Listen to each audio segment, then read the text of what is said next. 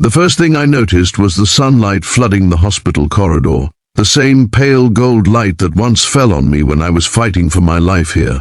It stopped me mid-step, as if the past had reached out and gently grabbed my shoulder. I had come back to this hospital years later as a visitor, healthy on the outside, steady on my feet, but inside my chest something cracked open. Then I saw her, standing near the nurse's station, older now, hair streaked with silver, posture still calm and grounded, was the nurse who once took care of me. Our eyes met, and in that quiet moment she smiled with recognition and said the words I never knew I needed to hear. I was her favorite patient. If you believe that kindness, even in its smallest form, can change the direction of a life, please take a moment to like this video, share it with someone who needs hope today, comment your thoughts, and subscribe to the channel Kindness Touch. Your support helps stories like this reach hearts that are still hurting and searching for a second chance. Years earlier, this same hallway had felt endless and cold. I was 19 then, fragile in ways that don't show up on scans or charts. My name is Ayaan Malik, and at that time my body had been battered by a severe infection that refused to respond quickly to treatment. But the illness was only part of the story. I had arrived at the hospital already exhausted by life, carrying the weight of expectations, failures, and a quiet loneliness I never spoke about. Daylight would come through the window each morning, and instead of comfort, it reminded me that the world outside was moving forward while I lay trapped between fear and uncertainty. Machines hummed softly, nurses walked briskly, and I learned how loud silence could be. She was assigned to me during the day shift. Her name was Nurse Samira Qureshi. She didn't rush when she entered my room. In a place where everything felt urgent, she moved with intention, like time bent slightly around her. She adjusted my pillow, checked my vitals, and made sure the sunlight didn't glare directly into my eyes. These were small things, almost invisible to anyone watching, but to me they felt like proof that I still mattered. I was angry back then, not at her, but at my body, at my life, at the idea that I could disappear without having done anything meaningful. She seemed to sense that storm without me ever naming it. Days turned into weeks. Some mornings I woke up strong enough to sit, others I couldn't lift my head without dizziness washing over me. The daytime hours were the hardest because pain feels sharper when you're fully awake. Samira never pretended things were easy. She didn't offer empty optimism. Instead, she brought steadiness. She reminded me to breathe slowly, to focus on getting through the next hour instead of the next year. When I couldn't eat, she encouraged me patiently. When I felt embarrassed by my weakness, she treated me with quiet dignity, as if being vulnerable was not something to hide from.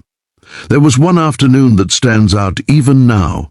The sunlight was harsh, bouncing off white walls, and I had just received news that my recovery would take longer than expected. Something inside me broke. I stared at the ceiling, feeling like a burden to everyone around me. Samira sat nearby, filling out notes, and without making it dramatic, she stayed longer than required. She didn't lecture or push, she simply stayed present. In that stillness, my breathing slowed, and for the first time in days I felt safe enough to rest. Looking back, I realized that was the moment hope quietly returned, not as a loud promise, but as a gentle possibility. Eventually my health improved.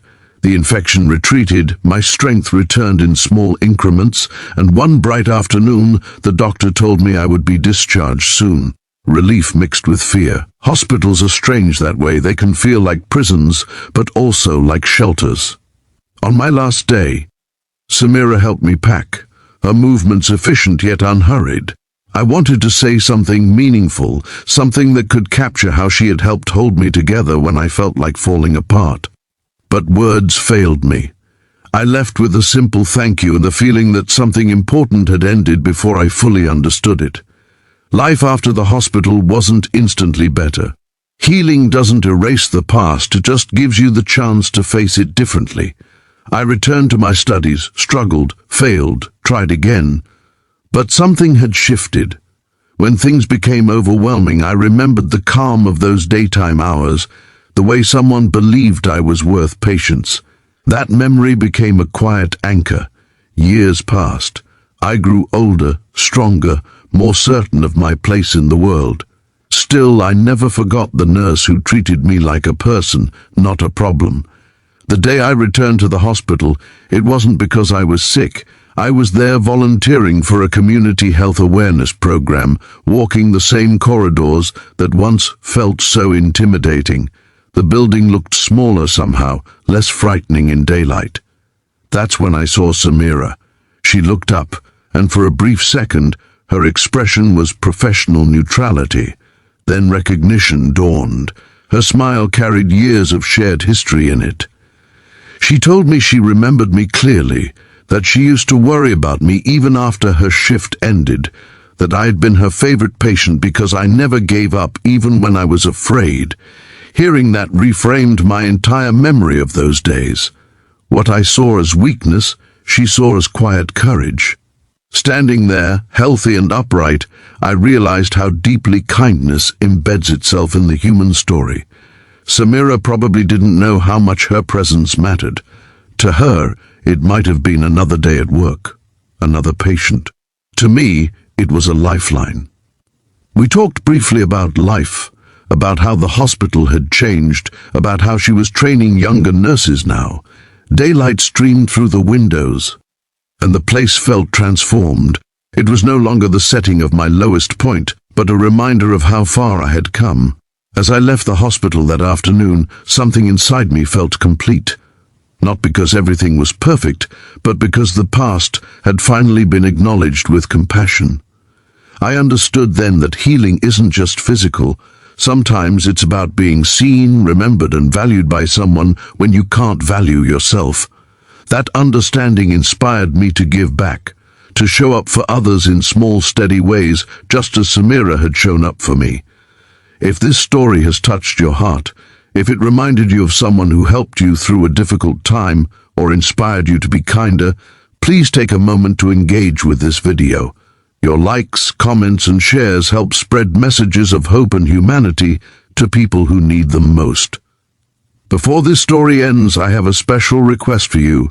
Please comment below with the name of someone who once showed you kindness when you needed it most, or simply write, "Thank you," to honor those quiet heroes who change lives without expecting recognition.